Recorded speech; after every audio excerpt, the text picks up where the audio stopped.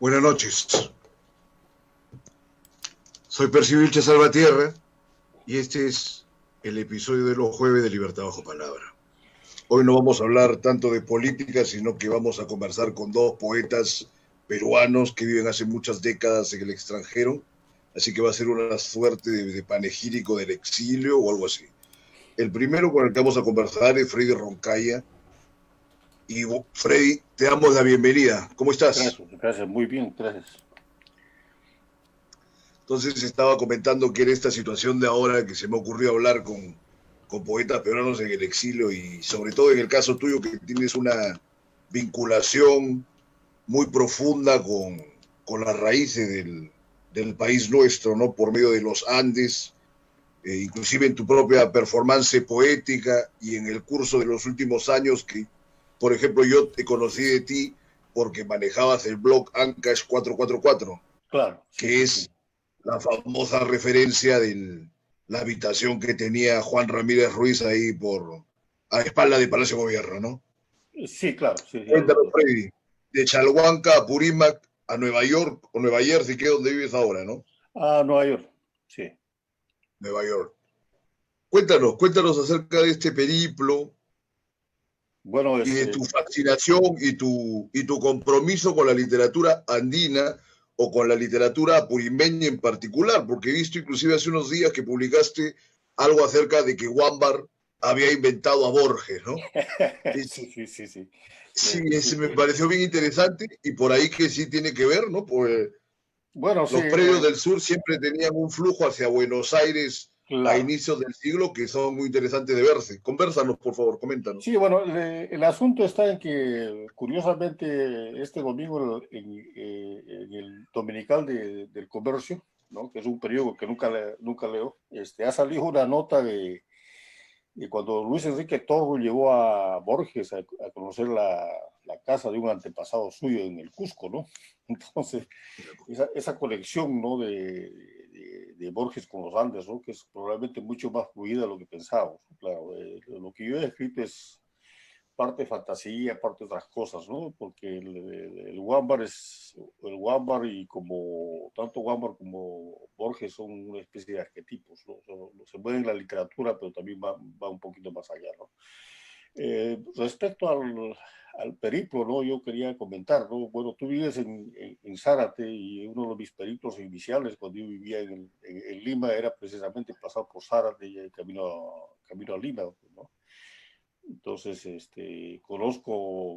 bueno, conocía bastante bien Zárate y siempre que iba eh, acercándome a Lima, ¿no? Por la ribera Está de de los ríos, camino, claro. podías ver la plaza de Hacho, ¿no? Y podías tratar de imaginar poéticamente la ciudad, ¿no? Y la primera parada era evidentemente la casa de nuestro querido amigo Juan, ¿no? Bueno, eso sería un poco. Y lo otro, bueno, yo he salido de mi tierra hace un buen tiempo, desde los 14 años, pero siempre he estado muy ligado emocional y espiritualmente a la actividad literaria y artística en realidad, ¿no? De lo que se conoce como el mundo andino, ¿no? Eh, He hecho algunos estudios, ¿no? Que aparentemente son antropológicos, pero siempre ha sido siempre me he dedicado a tratar de responder la pregunta acerca del arte en los Andes, ¿no? Eso ha sido mi, ¿no? Y la música, tejido, diferentes tipos de Tú además te calificas como un artesano, ¿no? Eres poeta, librero, editor, ensayista y además un artesano. Sí, sí, bueno, acá pueden ver mi taller. Tu Sí, sí, taller, sí, sí, sí. Yo soy qué sí, bonito. artesano, yo vivo de eso, o vivía de eso ya, porque hasta ahorita se me he retirado, ¿no? He trabajado materiales reciclados por mucho tiempo, ¿no? He hecho joyería con materiales reciclados por muchísimo tiempo, ¿no? Entonces, y curiosamente, así como hablando de escritores, he trabajado mucho con máquinas de escribir, ¿no? teclas de máquinas de escribir y tipo de cosas así, ¿no? Entonces ahí estamos, ¿no? Pero ahora, bueno, con la pandemia, pues eso, eso ha terminado, ya es otro No, capítulo, ¿no? no había advertido bien ese detalle porque yo viendo lo que es tu literatura y justamente con los libros que me enviaste hace unas semanas, Ujú. pensé que te dedicabas las 24 horas del día al ejercicio de las letras, ¿no? No, no, no, no, Porque hay, no, no, no, en realidad no, ¿eh? No, en realidad no, yo me he entonces en dedicado. los momentos que tienes libre lo cargas de retórica, de barroquismo, porque tienen una tensión en el lenguaje bien interesante tus propuestas, tanto en poesía como a nivel de ensayo, ¿no? Quizás sea por esa aproximación que tú tienes al quechua, porque tú eres uno de los promotores más intensos de lo que es el quechua a nivel del medio literario, me parece. No Sí, sí, solamente por sí. los títulos de tus medios, por Ujú, ejemplo, eso que pusiste, ¿no? Hawansuyu, ¿no? ujú. Ukun Wars, allá intrometiendo con el inglés, etcétera. De repente tu propia condición de migrante te va a hacer esa fusión de lenguas, de idiomas. Sí, bueno, es ¿Cómo lo ves? una de las ventajas que tiene, bueno, eso no es ningún secreto que en el Perú, tanto el quechua como las lenguas originarias, ¿no? Por decirlo así, ¿no? Inclusive los registros populares, más populares, ¿no? Tienen que enfrentar un problema de discriminación y tienen que enfrentar diferentes tipos de hegemonía, ¿no? Entonces, por ejemplo, en el caso tuyo, a mí me alegra muchísimo que tú estés articulando desde Zárate, por ejemplo, cosa que hace tiempo quizás hubiese sido diferente, ¿no? Entonces, porque la gente te articulaba de Santa Beatriz o Miraflores, etcétera, etcétera, ¿no? Entonces, una de las cosas que la migración te permite hacer es, ¿no? Porque es que te permite, digamos, poner en tela de juicio lo que tú ves como normal, ¿no? Los sistemas de discriminación o de hegemonía que lo ves como normal, ¿no? Entonces, lo que yo he hecho con el quechua y no, mayormente el quechua, ¿no? Es tratar de poner los tres idiomas al mismo nivel, ¿no? Esa es básicamente la propuesta, ¿no? Entonces, ahí va la tensión. Entonces, inclusive ya hace mucho tiempo que cada vez que yo escribo o utilizo ciertas palabras quechua, no las pongo en cursiva. O sea, hay trato de abogar por la igualdad tanto estética como lingüística del quehacer, ¿no? Eso creo que sería, digamos, una de las ideas centrales ¿no?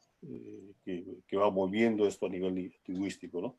Ahora, la atención, sí, o sea, es primera vez que alguien me dice que soy barroquista, bueno, es interesante, ¿no? Hay que pensarlo eso, ¿no? Sí, Bueno, de lo que había revisado justamente para conversar hoy día, tuve esa impresión, ¿no?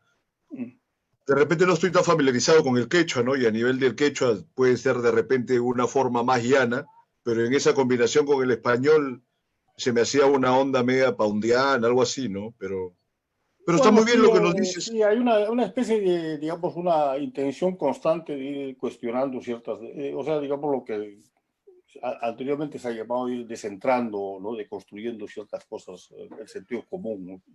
¿no? Y eso viene también de la poesía misma, ¿no? El ejercicio de la poesía, ¿no? Que he aprendido con los amigos de los 70, ¿no? Las intenciones de la poesía es digamos, cuestionando los sentidos del lenguaje, de las palabras, ¿no? Entonces yo creo que sí, por eso. No Tus necesariamente. ensayos sobre Juan Ramírez Ruiz son bien interesantes y leí otro que me gustó mucho acerca de la poesía de Roger Santibáñez también. Ah, sí, sí, Es este claro, en claro. Suyo. Sí, sí, Muy sí, sí. bueno. Bueno, gracias. Sí, pues eso viene de este tema tan interesante, ¿no? Y tú hace como 2 semanas creo que has estado hablando tú de la poesía maldita. Creo que una de las entrevistas está hablando de la poesía. Estuviste hablando de la poesía maldita, ¿no? Por ahí agarramos un rato seguro a hablar de Sí, sí, sí. eso. No me acuerdo con quién, pero me pareció muy interesante porque ahí la cuestión con Roger, ¿no? Y espero que esté escuchando, ¿no? O si no escucha, ya lo comentaremos después. Es pues como viene como de esto Oquendo Yamás, tuve miedo Para reducir la locura, ¿no? y regresé a la locura, ¿no? Entonces, eso era más o menos la tensión, ¿no? Y eso es lo que pasó con Roger, ¿no? Él estuvo al borde, no sé si de la locura, pero estuvo muy cerca al borde del otro lado, ¿no? Entonces, y eso fue una cuestión también que fue uno de los elementos centrales de lo que de lo se podría llamar arte poética de los 60 y los 70, ¿no? La radicalidad absoluta, el cambio absoluto, etcétera, etcétera, ¿no? Entonces, a muchos los llevó, pues, o sea, la gente que se la tomó bien en serio, ¿no? Los llevó a extremos que vimos en Roger y también vimos en Juan, inclusive a un nivel mucho más radical en todo caso, ¿no? Y más trágico también, ¿no? Entonces, el caso de Roger fue eso, ¿no? Y ese viaje de ida y vuelta, ¿no? Es bien interesante, ¿no? Yo creo que uno hay mucho por reflexionar de ese tipo, ¿no? O sea, Mira, casualmente te quería matizar algo que tú comentabas hace rato acerca de Zárate. Yo ahorita estoy en Virú, en La Libertad. oh, Y casualmente, sí, estoy en una zona rural, pero es casualmente en Virú que hace donde murió Juan. 13, 14 años pasó justamente el deceso de Juan Ramírez Ruiz, Claro, fue claro. atropellado, creo, en la Panamericana, Sí, sí, sí, y no sí. se supo nada de él hasta varios meses después. Claro, claro. Y Sí, eso sí, es sí. interesante de tratar porque él es uno de los poetas más arriesgados, más Uh-huh. complejos y singulares que hubo en el país de por lo menos de mediados del siglo XX hasta la fecha. Pero Sí. él, de alguna forma, también había prescindido de toda ambición por hacerse una vida mejor, entre comillas, ¿no? Una vida con una carrera sólida, una vida más burguesa. Tú que lo has conocido tanto, que has divulgado su obra, inclusive con ese libro de ensayos, de testimonios, que es un homenaje, ¿no? La revelación en la senda del Manzanar, bueno, a Guansuyo Wars también, te Ah, decía, sí, revelación, claro, sí, sí. Uh-huh. eh, ¿qué cosa pasa con los poetas, no? Pues mira, justo que agarrabas el malditismo. Él hace una poesía que a nivel de la complejidad teórica que tiene, Uh-huh. bueno, pareciera que el hombre es un profesor de filosofía, ¿no?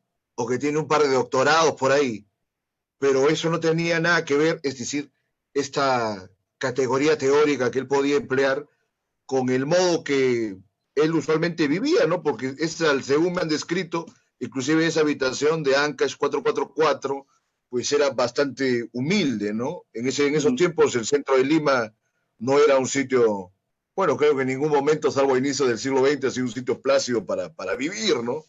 Uh-huh. Cuéntanos cómo te has vinculado tú con él y qué piensas acerca de esta forma de hacer poesía y de vivir de Juan Ramírez Ruiz, que estuvo de alguna manera próxima, no sé si a la locura, al malditismo, y a la vez, en cierta forma, con una coherencia muy estricta con los planteamientos que tuvo Hora Cero en su primer momento, ¿no? Claro, Coméntanos un el poco. asunto de Siga, pero diferente, ¿no? Bueno, yo no me acuerdo exactamente cuándo conocí a Juan, pero llegamos a ser muy buenos amigos, ¿no? Entonces, bueno, y eso, además él era una persona muy accesible, ¿no? O sea, era una persona que tenía sus cosas, qué sé yo, pero era muy accesible y como la gente que recién estaba empezando a trabajar la poesía o a entrarse al mundo literario, ¿no? Bueno, yo en ese tiempo escribía, pero escribía horrendos poemas, ¿no? Y cada vez que voy al Perú los miro y digo, pues, ¿por qué no los he quemado todavía? Era una persona muy generosa, muy generosa con su conocimiento, con su y bueno, y como te cuento, yo cada vez que iba a Lima, lo primero que hacía era pasar por la casa de Juan, porque es el primer paradero de la línea 41, que ya no existe, ¿no? Y que venía precisamente el final de Zárate a la avenida Bancay. Y, y luego, pues, viene toda la cuestión esta eh, ya de cuestiones amicales, ¿no?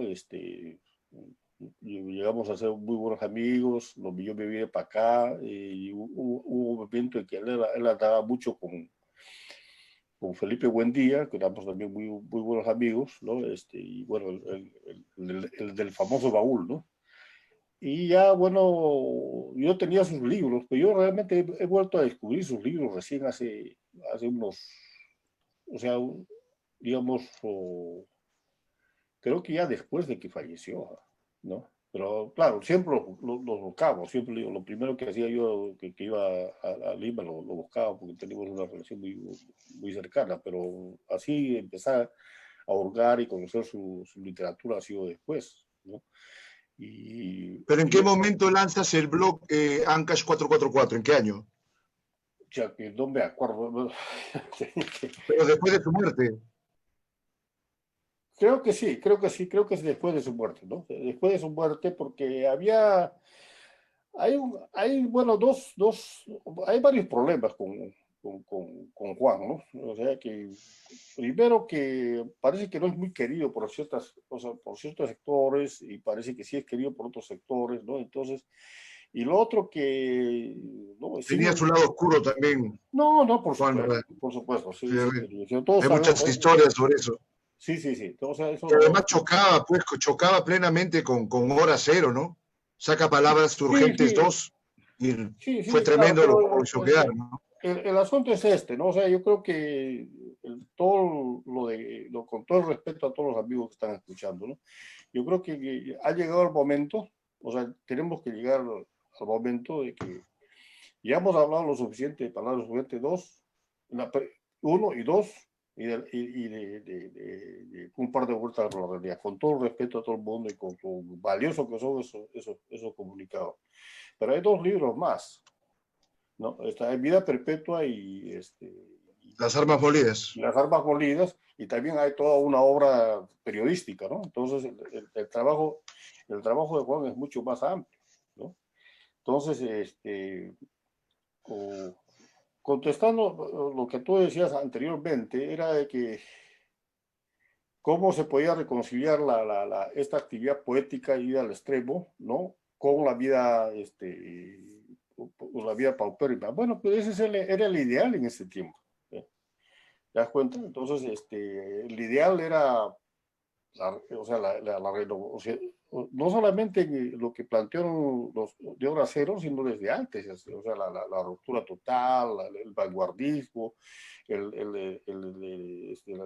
la poesía completamente comprometida, sin concesiones al sistema, etcétera, etcétera, ¿no? Pero que no todos lo pudieron cumplir, y la gente que lo pudo cumplir, pues, o sea, la pasó muy mal, ¿no? Entonces también estamos, el caso este muchacho ¿cómo se llama? Un huancaíno o jaujíno, ¿no? Que murió murió de frío ahí en Huancayo, que murió Blue Moon, Blue Moon en Kentucky, excelente poeta, ¿no? Entonces, Quesada. no me acuerdo, de repente se empezó a el nombre, Sí, Quesada es. Quesada, el Bien. flaco Quesada, ¿no? Entonces, el asunto está en que esto va combinado, ¿no? Con el auge del estructuralismo y el marxismo en ese tiempo, ¿no? O sea, había una combinación entre la poesía, entre el hipismo, el marxismo y el estructuralismo. Entonces, ¿qué hace Juan a partir de las armas molidas? Se mete de cabeza al estructuralismo y trata de encontrar nuevas formas de escribir poesía, ¿no? Y de concebir el lenguaje que lo llevan a lo que se llama los anigramas, ¿no? Es una propuesta teórica bien interesante, que es una búsqueda básicamente de las tradiciones indígenas para hacer poesía, ¿no? Entonces, es una propuesta que recién se está empezando a revisar, ¿no? O sea, hoy día en la tarde acabo de escuchar un joven que acaba de hacer un video acerca precisamente de los antigramas, ¿no? Entonces, eh, hay esa combinación del, del esfuerzo, la pobreza, la bohemia, y etcétera, etcétera, ¿no? Entonces, una vida bastante desordenada, con toda esta propuesta teórica radical, ¿no? De cómo salirse del sistema, ¿no? Cómo concebir el sistema como lenguaje, ¿no? Eso es muy difícil, ¿no? Entonces, bueno, inclusive, por ejemplo, estamos viendo Eilson, ¿qué es lo que plantea Eilson? La palabra la palabra en el vacío de la palabra, el vacío significante, ¿no? La página La en blanco, palabra, ¿no? La página en blanco en todo caso, ¿no? O sea, toda la poesía de Eilson, hay momentos en claro. que, por lo menos en su última etapa, empieza a apuntar a la página en blanco, ¿no? Entonces, yo creo que el ese es el derrotero del de Juan. Y además, bueno, tiene que enfrentar, pues, ¿no? Como poeta, como ser humano sensible, ¿no? Tiene que enfrentar todo lo horrendo de la guerra civil, ¿no? Entonces, con todas sus muertes y qué sé yo, y con los poemas que él ha escrito, ¿no? La guerra civil y sobre todo la parte amazónica en las armas molidas es una cosa extraordinaria, ¿no? Entonces, claro, que es muy Claro. difícil de leer, ¿no? A mí me ha tomado por lo menos 3 lecturas para poder entender un poquito ¿no? ¿no? Y quizás, pues, ¿no? Hay que estudiar un poco más, ¿no? Ese es el asunto. Ahora, la paradoja está en que toda esta Hacer apuntes, pues es una literatura un poco complicada, no es simplemente una colección ni una sumatoria de versitos, pues, claro, No, no, no, pues claro, para nada. sí, sí, entonces hay gente que dice, no, que la literatura tiene que ser que para el pueblo, tiene que ser comprensible, pero no, a un matemático no le puedes pedir eso, entonces hay cosas que sí requieren cierto esfuerzo, cierto No, trabajo, pero ¿no? mira, Freddy, pero la idea es que el pueblo eleve su capacidad Exactamente, cognoscitiva. sí, O sea, exactamente, Pound, que siempre me gusta citarlo, Pound decía, su sueño era que los cantos puedan ser accesibles para los niños que están en primaria. Un utópico, ¿no? Quería un mundo así, con personas, bueno, inteligentes por ahí, que sí hay muchos, pero con la cultura para poder aprenderlo. Lamentablemente no estamos en un mundo que facilite eso, pese al Internet y a varias formas bueno, sí, de bueno, divulgación de conocimiento que hay. Pero ojalá que se pueda hacer algo en el futuro, pero es un sueño de los poetas, ¿no? bueno, pues hay que seguir soñando, ¿no? Ahora lo que tú dices de Claro. Pound es importante, ¿no? Porque también Pound está muy presente, o sea, todo este tipo de, está Pound, está ahí Cummings, o sea, hay un montón de factores, ¿no? Que todavía no hemos hecho los estudios respectivos, ¿no? No solamente con lo de Juan, sino también con lo de Enrique, ¿no? ¿Por qué? Porque estamos demasiado digamos, demasiado atrapados por palabras urgentes uno, ¿no? ¿Por Paradójicamente, qué? ¿no? Por Sí, palabras urgentes uno, ¿ya? claro, puede ser. ¿No? Se deja de lado mucha gente, muchas cosas. A Juan Ojea, por ejemplo, también es un poeta con un nivel de pensamiento interesante que no se ahonda demasiado, no se le da, sí, está digamos, mucho el más en el posicionamiento olvido, público que Ojeda, merecería, ¿no? claro. Está mucho más en el olvido Ojeda, ¿no? Ahora, lo interesante de todo esto, ¿no? Hay dos cosas que quisiera recalcar. Lo interesante de todo esto es en el caso de Juan, ¿no? Siempre se ha hablado de que ha habido una rivalidad entre Juan y Enrique Verástegui, ¿no? Y probablemente a nivel superficial sí lo ha habido, pero los dos también estaban metidos en todo esto, cómo reconciliar el trabajo creativo con la teoría, con la teoría con la teoría del estructuralismo, ¿no? Que ninguno de nosotros entendía bien.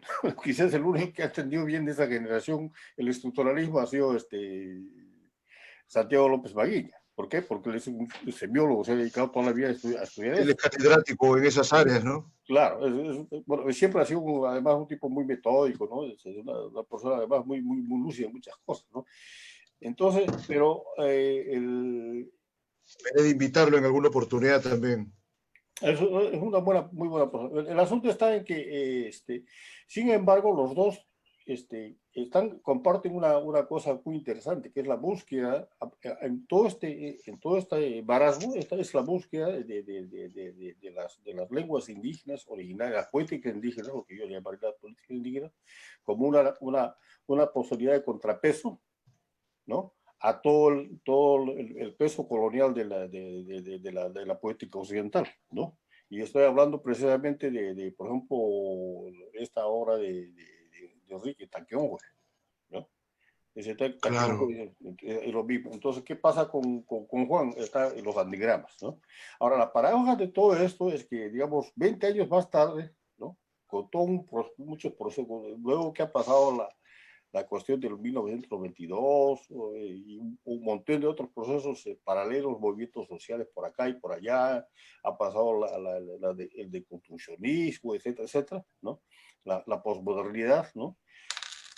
Ahora resulta que los movimientos, los procesos creativos, digamos, en lenguas indígenas, originarios, están empezando a ocupar un lugar mucho más prevalente en la actividad cultural en general, ¿no? Sobre todo en las universidades acá y en Así es.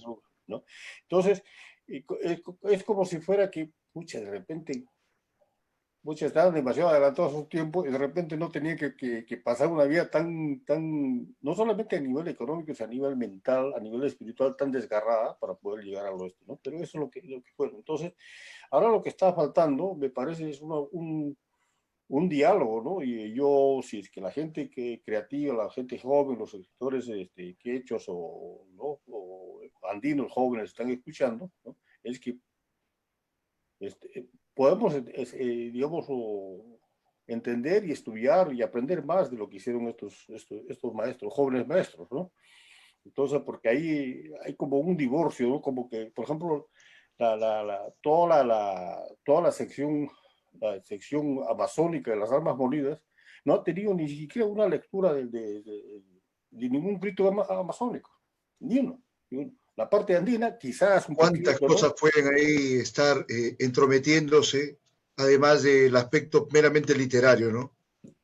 Lamentablemente a veces así también es este país, o generalmente es así. Pero ya no quisiera especular por ese lado porque No, sí, nos sí, porque no quedan vale la unos pena. pocos minutos. Es muy interesante lo que nos estás contando, pero tengo que pasar al segundo bloque. Sí, sí, sí. Entonces, me gustaría para finiquitar, aparte de este testimonio que nos has brindado, Uh-huh. que tú valoras mucho a Guamán Poma Ya. y a ver, podría haber una continuidad entre ese proyecto de Guamán Poma, a Juan Ramírez Ruiz, pasando por Argueas. ¿Cómo ves tú este tema Bueno, para despedir tu media? claro, en realidad es una cosa muy interesante porque Juan no quería a Guamapoma, ¿no? Yo creo que por ahí lo he dicho en alguna parte. Él quería a Juan Chocler, ¿no? Que es el líder de lo que malamente se llama el Taquionjo, ¿no? Que de enfermedad no tenía nada, ¿no? Era un movimiento curativo de los males coloniales, ¿no? Ajá, Entonces, claro. pero sí en la actitud decolonial liberadora, yo creo que sí tiene mucho que comparten mucho, ¿no? Yo además pienso de que, bueno, pero por otro lado, paradójicamente, él está tomando varias cosas de Guampoma, ¿no? Los tejidos, los axos, y cuando está buscando las claves para los anigramas, se está basando precisamente en los dibujos de Guampoma, ¿no? Entonces hay una ambigüedad ahí, ¿no? Yo creo que lo he planteado y quizás otro día podemos conversar de que Con mucho planteado gusto, además claro que sí. que Guampoma es el padre de la vanguardia, ¿no? A nivel global, ¿no? Entonces eso es una conversación que podemos retomar en algún otro momento, ¿no? Y con Arguedas yo creo que, bueno, son sensibilidades diferentes. Yo creo Juan hizo un esfuerzo bastante grande por conocer y aprender de los dirigentes, de la gente, ¿no? Cuando trabajaba en Chirapas, ¿no? Que esa parte muy Ajá. importante de su vida, ¿no? Él escuchaba bastante a los sabios andinos, ¿no? Él fue el que no quiso dar su nombre, fue el que hizo la corrección de un libro muy importante de un señor mayor de las alturas de Ollantaytambo, ¿no? Pero yo creo que no, o sea, puede haber, digamos, la intención, la mirada del mundo de tratar digamos, bregar por la gente y qué sé yo, paralela, pero no creo que haya una dirección directa entre Juan y José María Arguedas, ¿no? Creo que, Perfecto. ¿no? Y bueno, Lo conversamos en alguna oportunidad con más detenimiento. Te agradezco tu perfecto, participación, perfecto. Y Freddy. bueno, y saludos a José. Perfecto. Vamos, hasta la próxima oportunidad. Vamos al segundo bloque, vamos a conversar con José Rosa Ribeiro. Adelante, Radio Miraflores Televisión.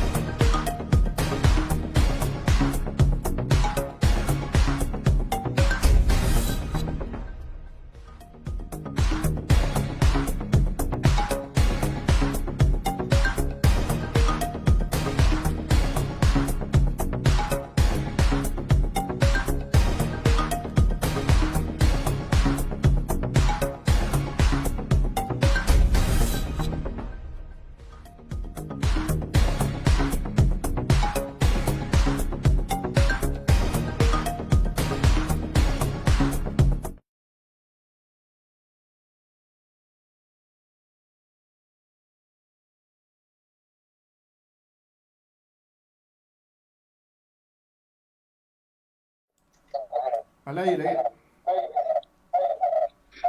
Buenas noches. Luego de una distensión, en fin, ya que no vale ahorita conversarlo, pero que es anecdótico para un otro momento, vamos a conversar con José Rosa Ribeiro, conocido poeta, novelista, fotógrafo, cinéfilo, periodista cultural y erotómano.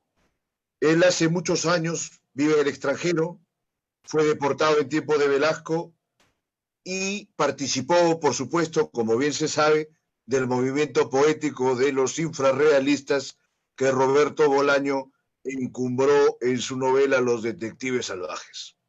Bienvenido, José Rosa Ribeiro, a Libertad con Palabra. Buenas noches para mí, ¿qué tal? Un gusto de estar en el programa.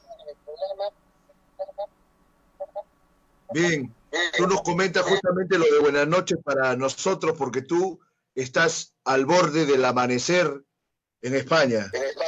Así es, ¿No es cierto? En este momento son casi las 5 de la mañana.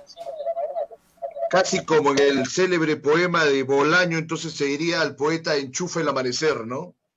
Eso. Vamos a conversar acerca de estos temas que me parecen muy interesantes de tu vida y de tu obra, que van muy ligados, sobre todo en estos últimos años, en que has incursionado en el género literario de los diarios, ¿no? Vamos a arrancar. Tú eres limeño, ¿no? Bueno, los famosos Ribeiro, es un apellido antiguo, una cierta participación burguesa. Tú estudiaste en San Marcos, tu barrio era La Colmena, si no me equivoco, y tuviste la participación, una de las participaciones primordiales en lo que fue la revista Estación Reunida. Coméntanos, a ver, para arrancar por eso que yo creo que es el inicio de tu carrera literaria. Pues Estación Reunida, ¿se me escucha bien? Estación Reunida. Sí, adelante. Que salió en San Marcos en los años en los que Cuba estaba ¿cómo se llama? Queriendo desarrollar las guerrillas en toda América Latina, ¿no? Eso es Vietnam, por todas partes. Y la revista Estación Reunida es una revista literario-política, o sea, muy castrista, o más bien muy guevarista, que fue humildemente financiada por Cuba. Y bueno, y sacamos 5 números, y lo interesante de la revista fue que en ella pues publicaron sus primeros poemas Tulio Mora, José Watanabe, Oscar Málaga, Elkin Burgos, yo, bueno, y otros poetas que se han perdido un poco en el olvido. Y bueno, duró lo que duró y murió cuando toda esta política guevarista fracasó. Bueno, Che Guevara había muerto, etcétera, y bueno, y terminó pues de muerte natural. Bien. Pero bueno, tú arrancaste ahí y luego participaste o te consideró Oviedo en el famoso libro antológico que tiene esas épocas, estos 13, ¿no? Así es. Imagino que tú consideras que eso fue un respaldarazo para tu carrera literaria, o los méritos de esa selección se vieron después. ¿Cómo fue en tu caso, José? Pues fue un libro sorprendente porque yo nunca había Oviedo. Yo he conocido a Oviedo muchos años después en París, donde lo entrevisté para Radio Francia Internacional, pero durante en esa época, en el momento de que él hacía estos 13, pues yo nunca vi a Oviedo. Envié unos poemas, él seleccionó y envió unos cuestionarios que me parecieron que eran muy infantiles. Nos preguntaba cosas como que tomen el desayuno prácticamente, o cosas así, o sea, qué deportes hace, bueno, esas cosas muy a la americana, así que no nos gustaban a muchos, y muchos no respondimos a ese cuestionario y más bien pusimos un texto, ¿no? Yo me arrepiento un poco del texto que puse, porque en esa época yo, como decía hace un momento, era muy filoguevarista y ya había derivado hacia el trotskismo, y entonces era un texto muy politizado, y hoy día digo muy adolescente, ¿no? Pero bueno, ahí está. Y estos 13 no, estos 13 funcionó muy bien desde el comienzo, porque fue un libro muy novedoso, eso es verdad. No había libros así en el Perú, o sea, libros de ¿cómo diría? Una poesía en gestación, en verdad, todos éramos muy jóvenes. Le tomó el pulso a esa época, ¿no? Pues sí, fue en ese sentido hay que reconocer que Oviedo hizo un trabajo interesante. Yo puedo estar en discrepancia con las cosas que escribió en su prólogo o su cuestionario, que me parece bastante tonto, pero el libro de todas maneras tiene el mérito de existir de una manera muy particular, o sea, no hay otro libro así en el Perú. Quizás los nuevos se parece un poco. Sí, tiene algo que ver. Partió bien, ¿no? Desde que le tomó prestado el título a Follner y ahí en adelante. Sí. Mira, y luego de este tema, tú empiezas a trabajar en el periodismo, participaste, por supuesto, en el inicio Cuéntanos cómo fue tu participación, a ver, con los medios de prensa en el tiempo del Velascato, y a qué se debió particularmente tu deportación. Tenías más o menos 25, 26 años en esa época. Sí, 24, 25, sí. Me dijo Armando Villanueva del Campo, con quien volé hacia México, y cuando estábamos volando, yo había estado preso con él, o sea, y era un tipo sinceramente muy simpático, y se había portado muy bien conmigo, y en el avión nos encontramos, y Armando Villanueva me llama y me dice, me trataba como si fuera un hijo suyo, y me dice, y bueno, ¿y ahora qué vas a hacer? Me dice, porque a mí me has jodido, dice. Y digo, ¿por qué? Don Armando, ¿qué pasa? Y yo era el más joven deportado del Perú, ya me jodiste, ahora eres tú. Y así fue, pues, pasé a ser el más joven deportado, creo que sigo teniendo ese título. Y bueno, qué bueno que ya no hay más deportaciones también, ¿no? Felizmente ya no hay deportaciones, creo que fue la última, ¿no? Por ahí que sí, claro. Y bueno, me preguntaba que, bueno, sí, yo he trabajado en Marca, en la revista Marca, no en el Pasquín que se convirtió después, sino en la revista que era quincenal, y que era una revista de apoyo crítico al velasquismo. Yo nunca estuve muy de acuerdo con eso, pero bueno, no era yo el director. Y yo era encargado de la sección cultura, y llegué allí por Leoncio Bueno, porque a quien le habían propuesto eso era Leoncio Bueno. Y Leoncio, que es mi pata, pues me llama y me dice, oye, José, ¿no te interesaría esto? Yo digo, sí, ¿por qué no? Y me presentó a Jorge Flores, a Humberto Damonte, los responsables de la revista, y pues pasé a ser el responsable de la sección cultura, que siempre fue complicado porque la política se comía todo, y a veces mis páginas me las reducían al máximo, como si la cultura no importara nada, ¿no? Suele ser así. Claro, es al revés, en pero... muchos aspectos, ¿no? Y bueno... ¿Pero cuál fue el detonante? La deportación, bueno, yo hasta el día de hoy no sé, pues yo no había escrito nada que mereciera una deportación, para decirlo de verdad. Es más, deportaron a gente que no había escrito ni una línea, o sea, Mirko Lauer. Pero entonces es cierto que hubo ahí como un cambalache y una cosa azarosa que disponían de nombres. Los generales decían, bueno, este se va, este se queda, este se va. Mira, algo así. La versión que a mí me contaron es que los generales estaban reunidos, chupando, y entonces uno decía, del lado del sector Horario Bermúdez, decía, a mí me echan a fulano. Y entonces el otro, o sea, uno de izquierda, y el otro entonces decía, a mí me echan a Sustano, uno de derecha. Y en ese plan estuvieron echando, por eso fuimos 20 y tantos, pues, porque echaron a todo el mundo. Las razones, no sé, ¿qué había escrito yo para que me echaran? Un artículo sobre los refugiados chilenos, diciendo que merecían bueno, un pero igual, un trato ostracismo así bien azaroso. Pero tú le sacaste provecho de alguna manera a esa deportación, llegaste a México, y en México, por supuesto, te vinculaste con Roberto Bolaño, con Santiago Papasquiaro, con todos los que en la novela de Roberto Bolaño se llaman los visceral realistas, pero que en el mundo, digamos, de la realidad eran los infrarrealistas, ¿no? A ver, coméntanos acerca de esa experiencia tuya en México y tu participación en este movimiento controvertido, ¿no? por decirlo menos. Bueno, yo fui deportado a México, cosa que me cayó muy bien porque yo estaba pensando en mi cabecita irme a México con unas 2 o 3 personas más. Pensábamos irnos a México porque había más mundo cultural, había ediciones en el Perú. En esa época no había nada, ahora hay ediciones en el Perú, pero en esa época sacar un libro era una odisea.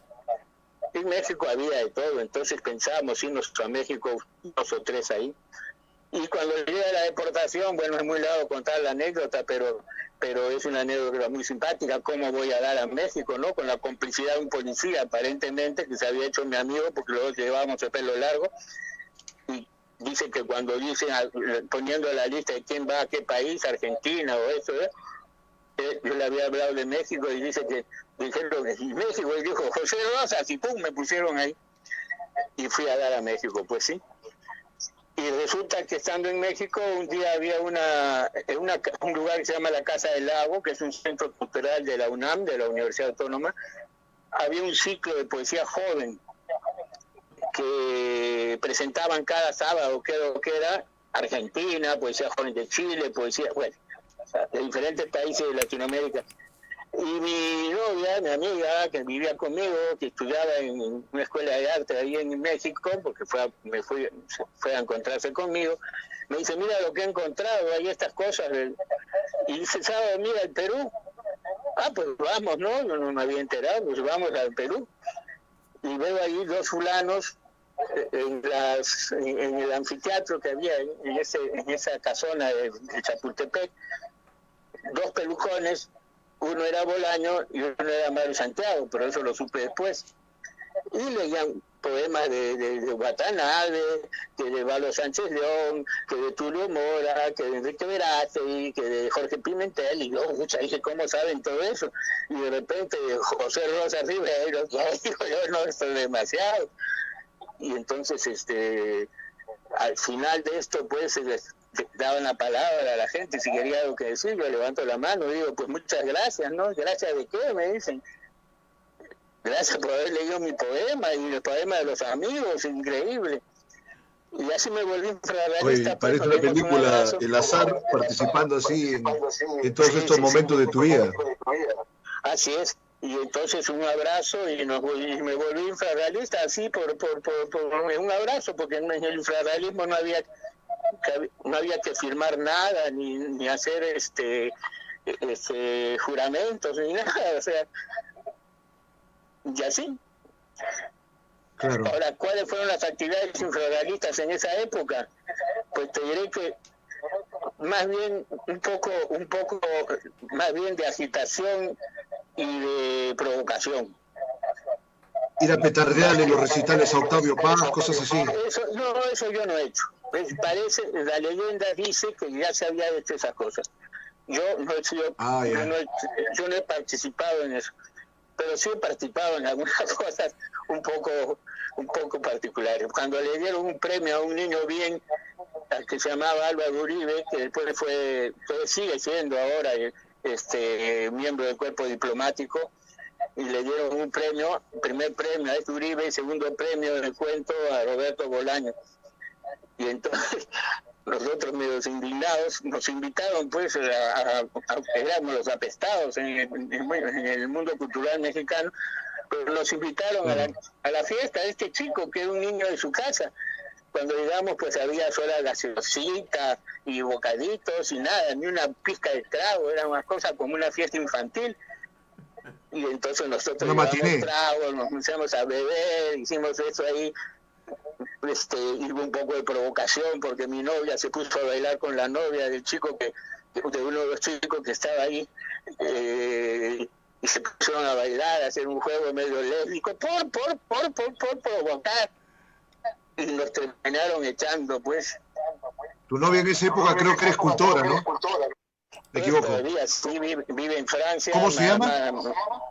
Margarita Caballero. Está bueno recordarla, Margarita Caballero, buena onda. Vive en la región de Marsella.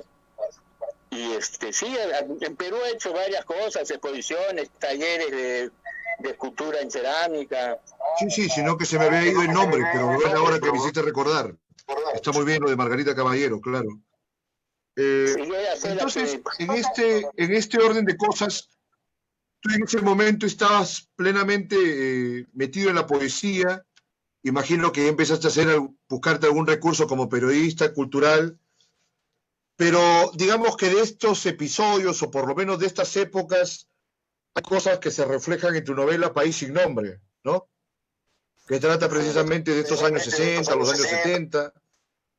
Te comento esto porque además tú eres de los que han teorizado que las diferencias o la denominación de las generaciones literarias, poéticas, es algo bastante inexacto y bastante vasto, en decir por tosco, de añadir o designar una década sobre una década, ¿no? Me parece que tú eras partidario de determinar la generación a la que perteneces como la generación del 68, por todas las cosas que se dieron en esas épocas, ¿no? El mayo del 68, no sé cuántas otras cosas más que hubo. Entonces, coméntanos a ver al respecto para entrar ya a esta fase tuya como novelista.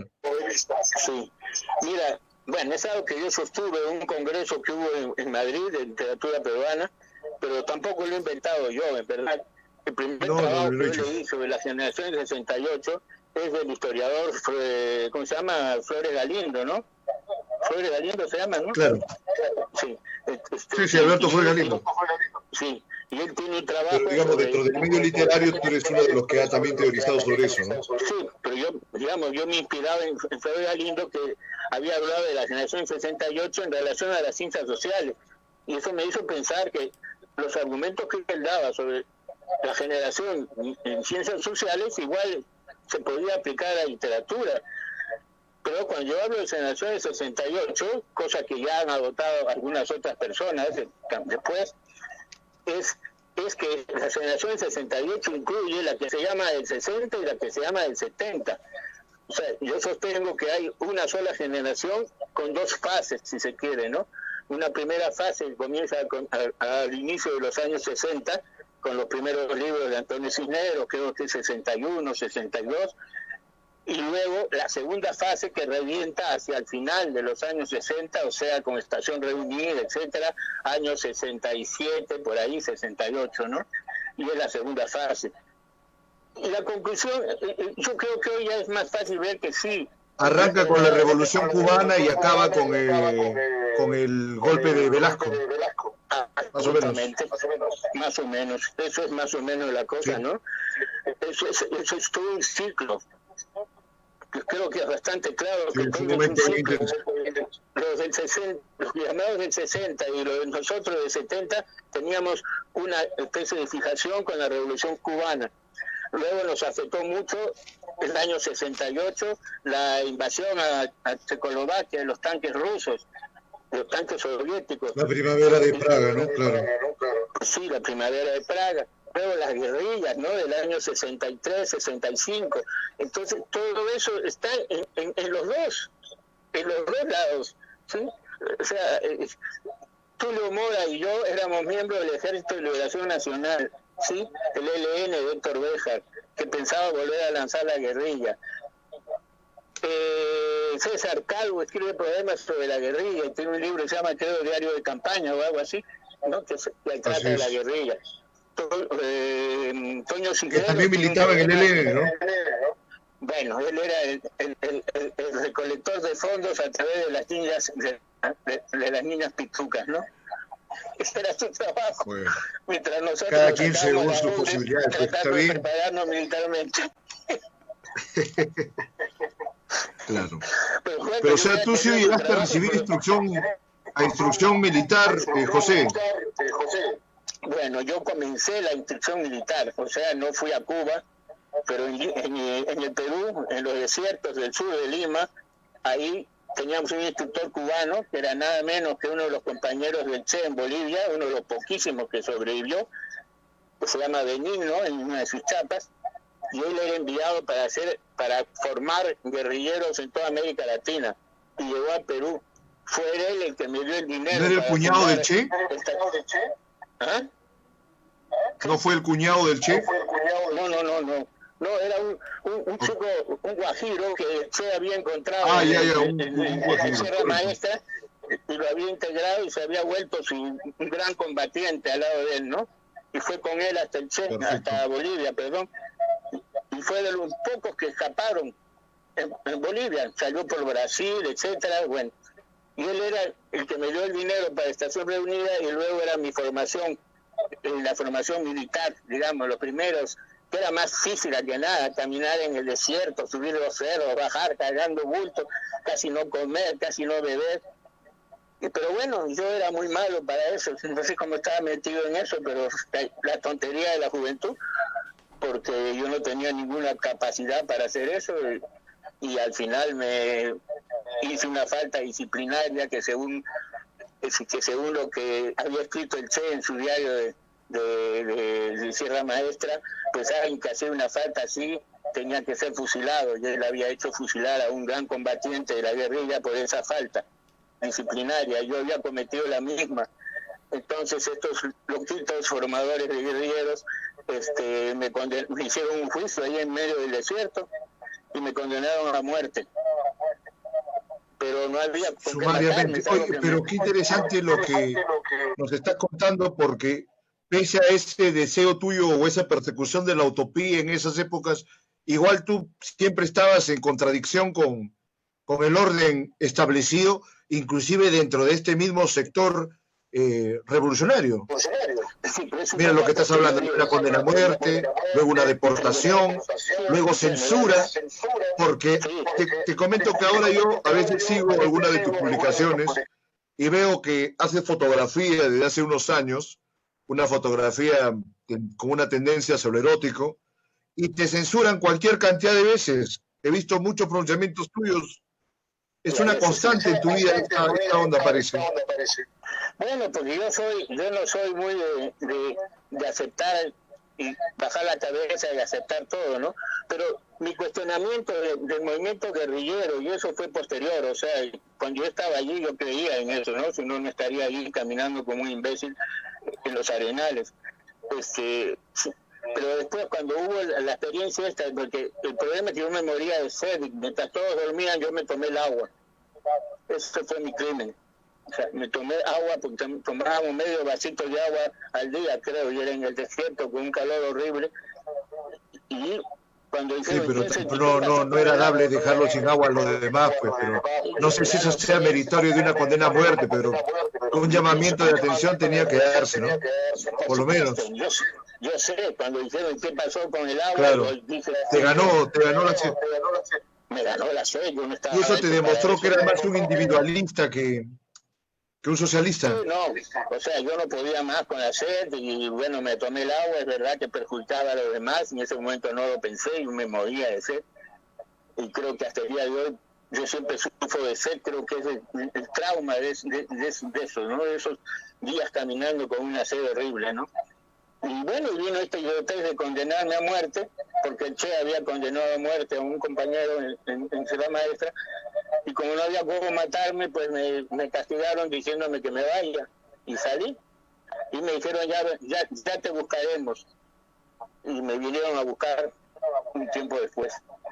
Y ahí quien me salvó la vida fue Velasco, porque hubo golpe militar, y todos estos caballeros del ELN se volvieron funcionarios del gobierno de Velasco. Héctor Béjar entró a trabajar a Sinamos, y 2 o 3 de los que me habían condenado a muerte, de los veía después con traje y corbata, porque yo también trabajaba en Sinamos, ¿sí? Y ellos todos eran funcionarios de Sinamos, o sea que ya se acabó mi condena a muerte. Claro, porque dentro de una perspectiva más estrictamente revolucionaria, estos personajes que habían pasado a ser entes serviles del Velascato hubiesen también merecido condenas más graves, ¿no? Dentro de esa perspectiva que tenía el grupo revolucionario. Pero yo te preguntaba y estaba comentando el tema de tu contradicción con los órdenes y la censura y esta búsqueda última tuya en la fotografía que da como una prevalencia al erotismo, al cuerpo, y como se ve desde tu testimonio que te tomaste el agua de toda la gente sin intención de perjudicar a nadie, pero prevaleció en ti el apetito o la sed, es decir, el deseo, ¿no? A ver, coméntanos sobre esta etapa tuya como fotógrafo, y el deseo, y el cuerpo, y el erotismo. Mira, yo desde siempre he tenido un espíritu libertario. Yo no conocía la ideología libertaria porque se conoce poco, en todo caso en esa época en el Perú. Yo había sido formado en castrismo y luego en el trotskismo, pero bueno. Pero mi espíritu, a mí me han expulsado de 3 partidos trotskistas. Después del ELN entraba Vanguardia Revolucionaria, ¿sí? Me expulsaron con un grupo filotrotskista de Vanguardia Revolucionaria. Fundamos el Partido Obrero Marxista Revolucionario, el PODMR, ¿sí? Con Ricardo Napurí y otra gente. Bueno, me expulsaron de allí y formamos otro grupo trotskista. O sea que he estado expulsado varias veces. Y terminaron expulsándome del último grupo trotskista también. ¿Por qué me expulsaban? Porque no estaba de acuerdo. Y cuando no estoy de acuerdo, no estoy de acuerdo. Pues, o sea, yo no acepto la disciplina rígida del partido. Yo tengo un espíritu... Y todavía de los trotskistas, que siempre son minoritarios. Ya, si no te soportaban ni los trotskistas por defender tus propios principios, me parece eso es algo loable. Es un compromiso individualista que me parece valioso. Pero bueno, José, entonces vamos a comprometernos en conversar en una próxima ocasión, pero ya vamos a finiquitar la conversación por hoy. De paso ya vamos a ver que puedas descansar también, porque como habíamos dicho al inicio de la entrevista, estás al borde del amanecer. Entonces, por favor, danos algunas palabras finales. Y siempre, como te estaba comentando, con la intención de volver a comunicarnos en otro momento para poder ahondar más en tu interesante obra y en las anécdotas tan singulares que tiene tu vida. Bueno, ¿qué puedo decir? Puedo decir que yo vivo bastante feliz en Barcelona, donde vivo ya hace 4 años, después de más de 30 años en París. Pero hay momentos en que me embarga una tristeza fuerte, y en general es cuando leo cosas sobre Perú. Por ejemplo, bueno, durante toda la pandemia, toda la gente desesperada, tengo amistades que la están pasando pésimo y me cuentan su situación, que han estado meses sin trabajo, sin tener casi que comer. Y bueno, y eso porque pareciera que yo soy una persona insensible, que me echan en todas partes, pero soy muy sensible en el fondo, y entonces todas esas cosas me duelen mucho. Ya hace unos días estaba muy deprimido, más o menos deprimido, porque pues me cayó la noticia de mi amiga que estoy tratando de hacer que salga de Perú, pero no se puede viajar. Y luego cayó la noticia de los 13 muertos en una discoteca, cosa que me parece impresionante, por Dios, ¿no? Más del 10% de muertos en una acción policial. O sea, eso no se ha visto nunca. Aquí en Francia, cuando murió un estudiante en una manifestación de 200.000 personas, fue un drama nacional, echaron al ministro, cayó casi el gobierno. Un muerto entre 200.000 personas. Aquí mueren 13 de 120 y no pasa nada. Y lo peor que lo responsabilizan con una fiereza a la gente.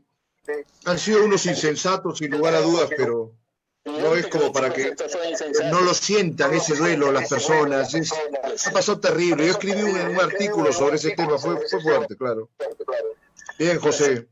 Esas son cosas que me duelen y que, bueno, no sé si volveré al Perú alguna vez.